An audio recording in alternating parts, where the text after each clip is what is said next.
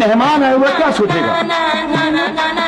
मेरे एक मरहूम दोस्त का बेटा है आफाक। शादी की वजह से बंद है, लेकिन शोर इतना बाहर जा रहा है, लाउड म्यूजिक सुनोगी तो बैरी हो जाओगी। क्या कहा? क्या आवाज नहीं आ रही? शरीर उठो, वॉल्यूम कम करो। अरे करती हूँ। चलो चलो यहाँ पे। अच्छा